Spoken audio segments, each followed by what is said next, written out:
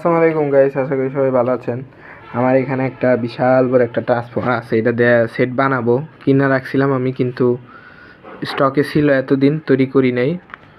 এই ট্রান্সফর্মারটা এই যে 50-050, প্রাইমারিতে 19 নাম্বার, আপনার সেকেন্ডারিতে 16 নাম্বার তার দিয়ে এটা তৈরি করা, 8.5 কেজি কোর দিয়ে।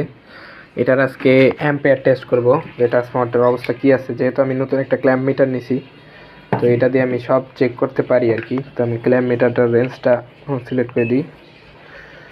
তো এখানে আমি 20-এ দিলাম, 20 এম্পিয়ার ক্ল্যাম্প মিটার। আমি কিন্তু একটা তার ধরবো, জাস্ট রিলটা, একটা রিলের তারটা আমি ধরবো, যেহেতু এটা এসি মিটার, ডিসিটা আমি দেখতে পারবো না।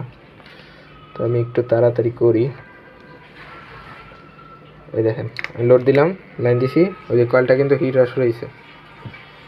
ওই যে দেখেন 12 এম্পিয়ার, 12 এম্পিয়ার কাছাকাছি, আগুন ধরে দিতেছে। হায় আল্লাহ, প্রায় 13 এম্পিয়ার পাইলাম আমরা।